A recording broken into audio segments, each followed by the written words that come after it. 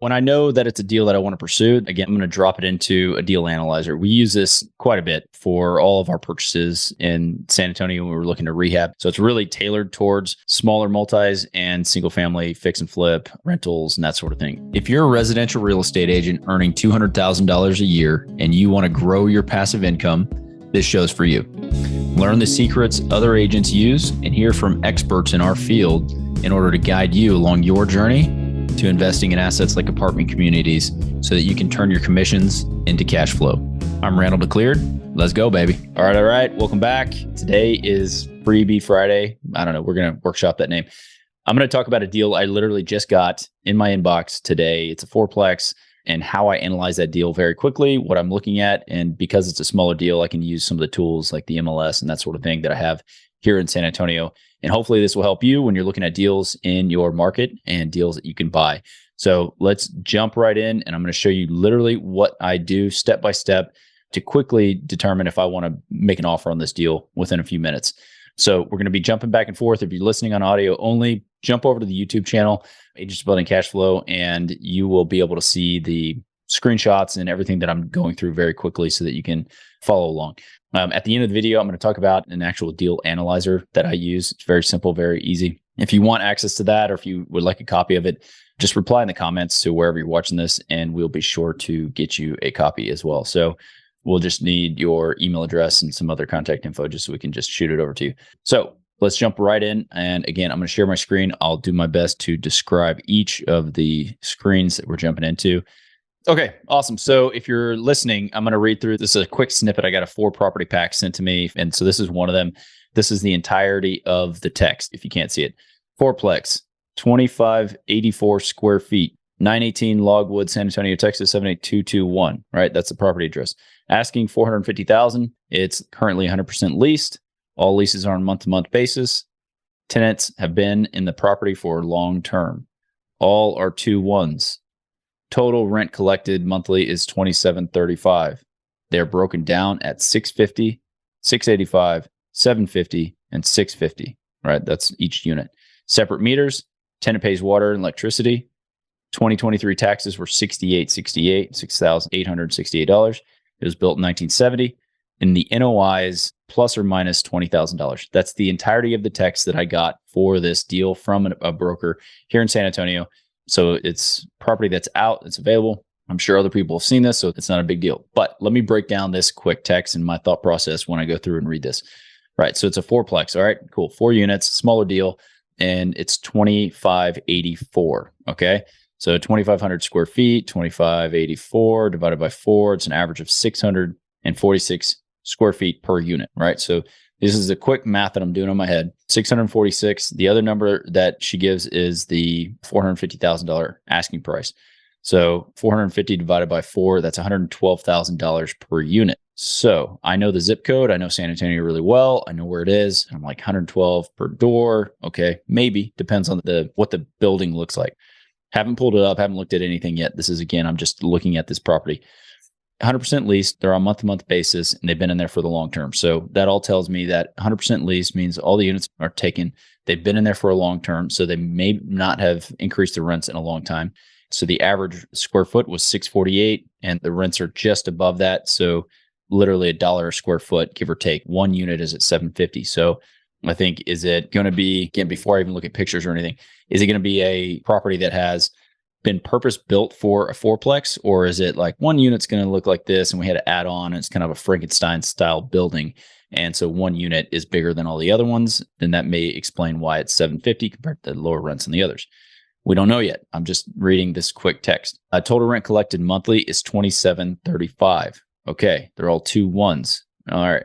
So again, $27.35 times 12 tells me the total annual income is, or gross potential rent is $32,820. And the tenants are paying all the utilities. So that's going to decrease your expenses a bit, which is nice. The tax bill alone is $68.68. So you can take off $68.68. And so they're estimating that about $5,000, $6,000 total expenses for management fees, for, again, they're not taking any vacancy into account or anything like that. Typical rule of thumb on a multifamily or any property really that I've been looking at is going to be about 40%. So for me, I'm going to look at this and say, even before that, I'll say they're claiming 20,000 NOI, so 20,000, and I'll divide that by $450,000. So that is a 4.4% cap rate, right? So just quickly, I know if I paid all cash for this thing, my returns should be around 4.5%. That's all that means. That's a pretty aggressive pricing for a property in this location without even looking at it. They did say it's built in 1970, so it's not a new build, right? So all these things I can quickly look at and say, man, for that area and for that age, unless this thing has been updated in the last couple months, I probably want to be 7.5% return. And that's taking repairs into account, right? Or after repairs.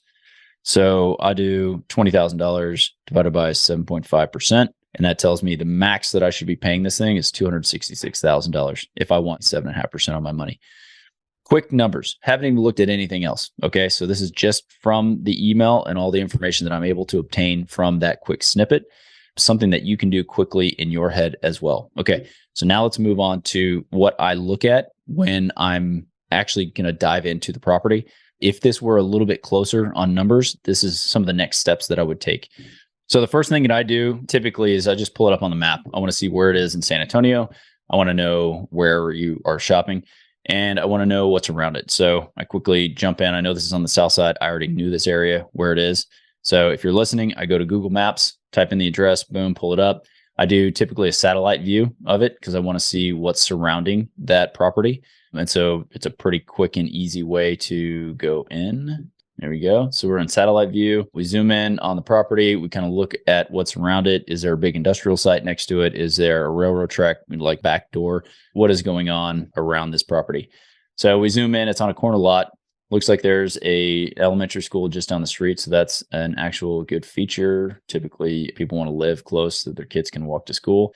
I can see that the backyard, like the pavement, is wrecked. So they haven't done anything. It looks like a gravel drive, that sort of thing.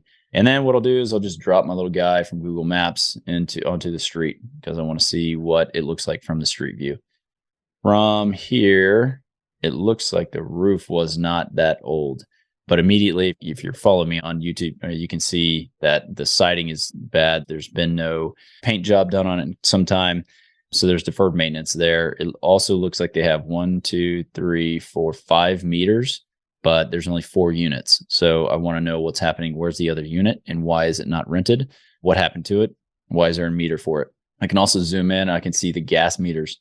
And it looks on this one like there's one main gas meter, and then it branches off to all the other units. That, or they've gotten rid of all of the gas. I'm not really sure. It looks like the meter is still there.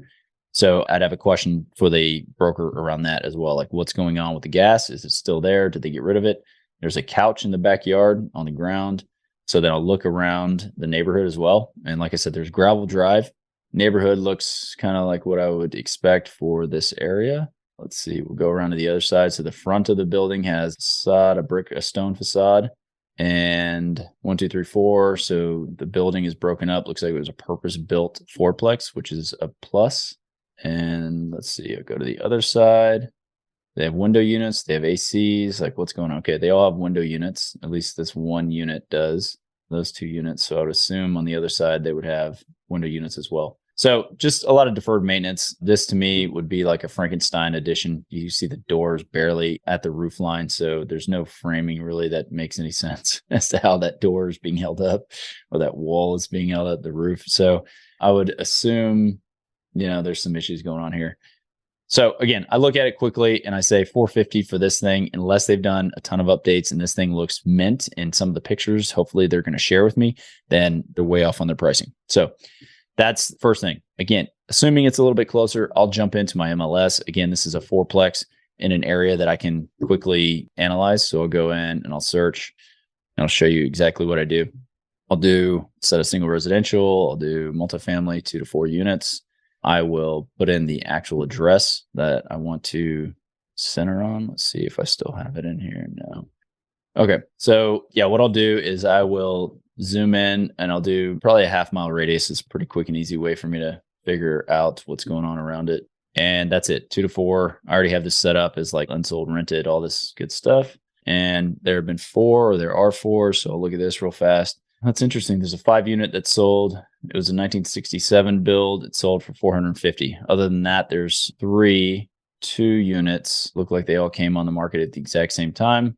And they're brand new builds that are selling for $379, $191 a foot. They're all 3.2s, and yeah, they're all going to be the exact same. Bunch of duplexes are putting it down there. So this is the one that sold, and you can quickly scroll through some of the pictures and see what was going on at that property. Kind of looks like another interesting type deal. Somebody put it all together, but that thing sold with $15,000 in closing costs for $450,000. So that's where they're getting their price. Again, interesting, creative financing available, conventional. All right, so somebody just wanted to buy this thing. All right, so that tells me a few things. And then what I do is I go over and I take a look at this section, which is any county, I guess in Texas, we have access to the ownership. We have access to when they bought it, all of that. So we're in Bexar County, so it would be cad.org. That's where you can go and do a quick property search. Through Sabor, which is our board of realtors, we have another one that I'm on right now, which is called Courthouse Retrieval System. Sorry. So I can jump in and actually pull all this data, right? So what I'm looking at now is the ownership of the property, how long they've owned it, the size of the property, the size of the lot, the deed history. So I can go through and actually see all the deeds, the sales history. Looks like they bought it for $40,000. And then I see the owner. So Intelligent Realty Investments. So I look at that and I say, okay, who owns that? So what I do is I typically will jump into the Secretary of State and find out who the entity is. So I'll go SOS, entity search, Texas, and there's Texas Comptroller and taxable entity search. So then I just go over and I copy the name of the company and I type it in. If you're just listening, I'm on the Secretary of State, the Comptroller's website. I'm typing in the name of the entity that owns this property. And let's see, I am just making sure that the name makes sense. I don't want to have like a comma or an LLC in there because I want to actually find it. And so then I do a search, boom, it pulls it up, Intelligent Realty Investments. And so they own this deal, and I can go into details and find out who is the owner.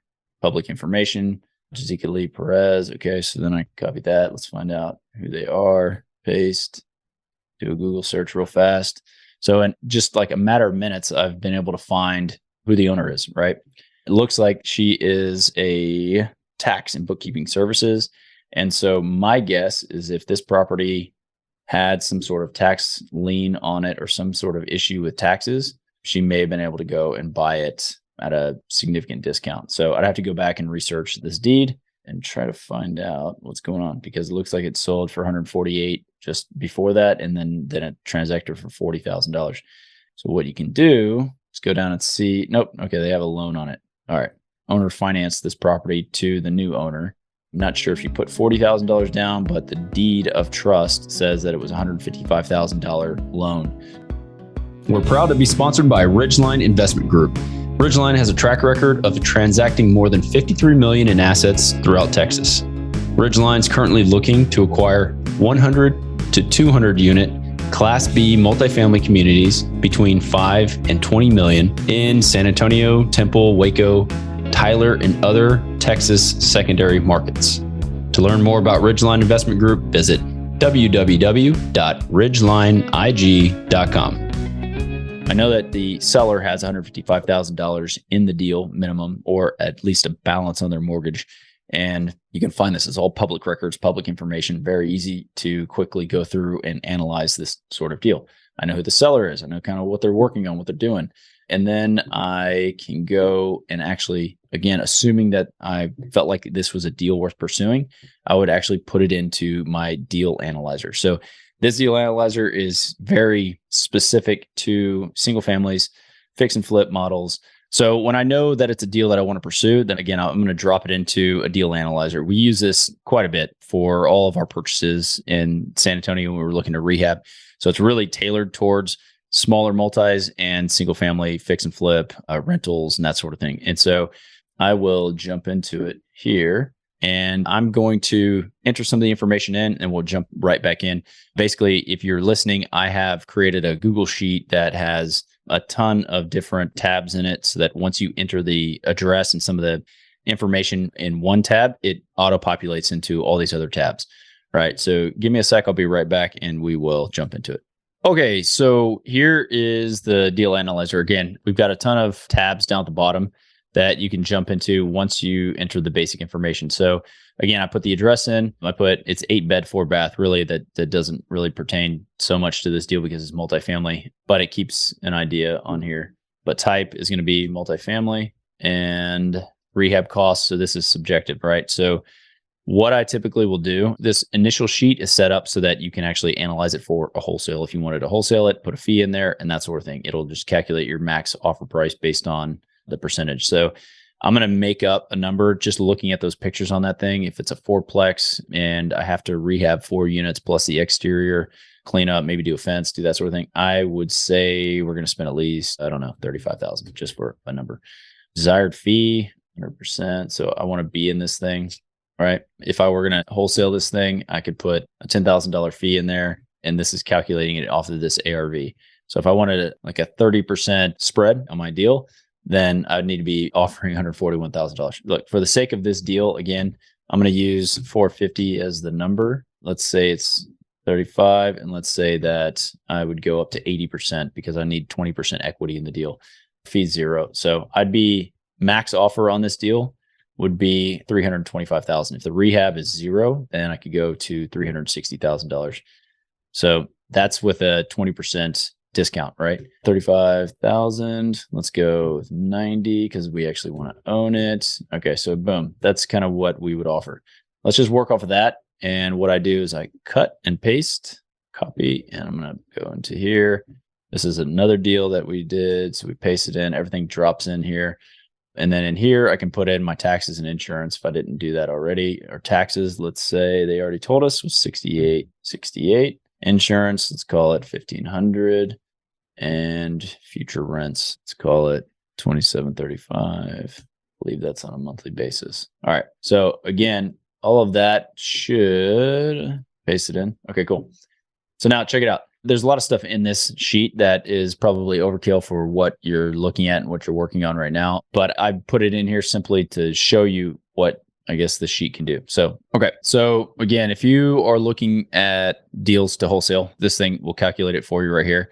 Again, if you are buying at 80% of value, then your max offer price would be 360. This is just the way it reads. And then you take out your repairs. So you need to be offering 325. At 325, that would be the, I guess, the sale price that you would sell it to an investor. And if you want to charge a 5, 10, 20, you can put whatever number you want to in here. And this will tell you automatically what you should be offering. So to make $15,000 at 80%, you need to be offering 310. Then you can sell it at 325. Makes sense? Okay. So cool. Again, overkill for what we're doing here, not the strategy that we're talking about here, because I'm just looking at buying it for cash flow, but I'm just showing you kind of what this thing can do. So again, based on their numbers, right? This is 2735. That's what we got off the email. The total annual income auto calculated is 32,820. And property management, 10%, smaller property. That's typically what you're paying is a decent chunk of money or 1 month's rent, which is very close. So I'm just going to keep it at 10%. Vacancy, 5%. If you got to get somebody out of there, that's still relatively conservative. Insurance, maintenance, trash, utilities. We got rid of utilities because they're not paying any, and taxes. So the total, again, they're calculating their ROI was plus or minus $20,000. Just putting it in here, I'm getting closer to $17,000 with all of these costs associated with it. So the ROI, which in this case, since it's going to be a cash deal, is 4.4. That's what I calculated a minute ago. All right. So taking into account all of the expenses, what I did just now is I went back up and said, if I paid full price minus repairs, which would be $415,000, then I would be getting this deal at 3.98 based on my numbers. That's the basic cap rate because the actual NOI is 1788 compared to the $20,000 that they said. Again, you have to take these things into account and run your own numbers when you're looking at these deals and not just assume that the NOI that they're getting is accurate because you may have less. Similarly, you may be able to say that the rent is going to increase. I didn't put any of that in here on this deal, right? So again, let's go down and say that you still want to buy this thing in 90 and the repairs are going to be there. So you're offering 370. So you can increase your cap to 4.42. I just think that that's ridiculous and way too expensive.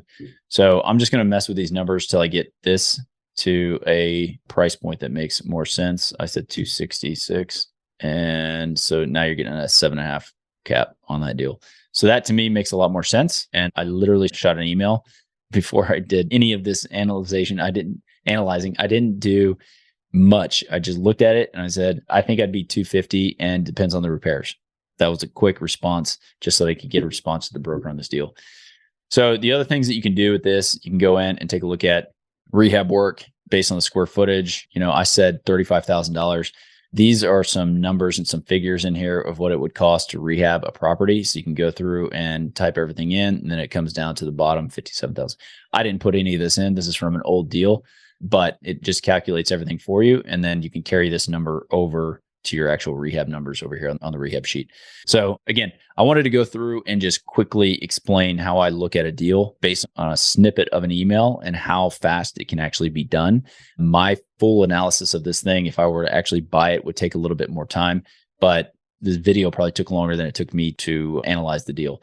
And I know just from looking at it and putting my quick number in reply, that probably took me about, 30 seconds to read the email, to look at it and say, this is kind of what I'm just from clicking through the pictures.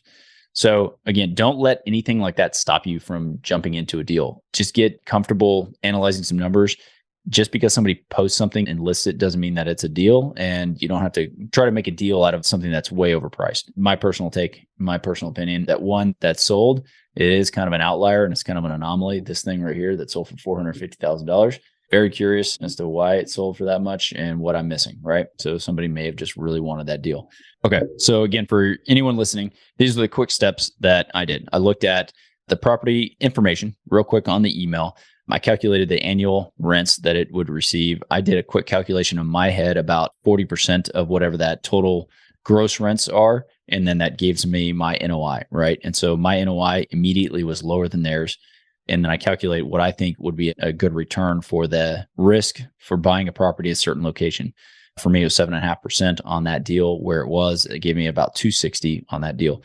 I'm calculating the price per door, price per foot, and that way I can just compare them quickly to other deals that I've been looking at. So if you're running a lot of these scenarios yourself and you're flexing that muscle over and over and over again, and you're keeping track of kind of what you're offering or what you think it should be worth and what the returns are going to look like, you're going to learn your area really fast. You don't have to buy a deal tomorrow, right? You can spend a lot of time analyzing these things over a month and figure out what you would offer on these things, even if you don't have any capital to put to work right now. But then you'll be in the game, you'll understand, you'll see something. And when an opportunity actually does present itself, then you're there and you're ready to act on it very quickly because you know that's a deal, right? You've looked at enough of them. Okay, so I'm doing those quick calculations. And then once I determine, let me dive into this, maybe there's a reason that they are asking so much.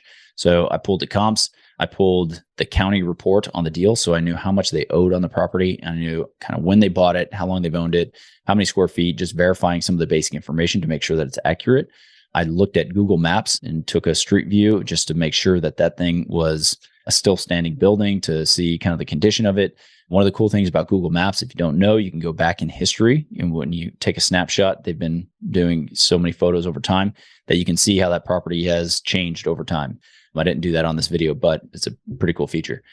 I looked at the surrounding area from the satellite view to see what's surrounding that property very quickly. So I could see, if there's an industrial park there, if there's a railroad train, if there's a gas station next door, if there's a bar, whatever, you can see all of that very quickly. And that should give you some guidance on whether or not you want to pursue the deal. From there, I found who the owner was. I looked it up, even though it was an LLC. I pulled the taxable entity search from state comptroller, found the entity, found the person who owns it, and then found what they do, right? So you can find all of that information out and have a pretty clear understanding of who you're working with or dealing with and as to why they may have purchased it or not, right? Assuming I was going to buy this thing, I put it into my deal analyzer and I showed you guys how that works on a very high level. Again, if that's something that you find interesting and you want a copy of it, I can give it to you for free. Just either comment down below and say that, yeah, please send it to me, or DM me your email address so that we can get that information out to you. And I'll just share the entire sheet with you. You can play with it. I didn't really go into all the details of all the different things that you can do with it. As a rehab analyzer on that, if you start scrolling through some of the tabs, it has what happens if I borrowed with hard money? What happens if I use a private lender that has a better rate and they offer me different terms? What happens if I want to do a cash out refi after I rehab it? So a long-term rental, like a bunch of different models within that one thing. And we've used it successfully for, 10, 12 years. So if you want a copy of it, just let me know and I'm happy to share that with you. Again, if you're getting information that is helpful to you and you're getting value out of the show, I hope I'm providing you some value, then please jump on, rate and review wherever you're listening to this. If you're watching on YouTube or if you're going through and listening to it on a podcast, jump on, rate and review. It would really help me out. And I'll catch you on the next episode. Bye-bye. Surprisingly, most of the agents we speak with got into real estate hoping to gain passive income and become work optional. However, only 1 in 5 ever start investing. Most are simply too afraid to start. Once you get educated by listening to this show, you'll be able to overcome that fear and become the 1 in 5 who are finding financial freedom. Don't miss a single episode. If you want to stay up to date, the best way is to make sure you're subscribed. So if you haven't done that, go ahead and do it now. And we'll catch you on the next episode.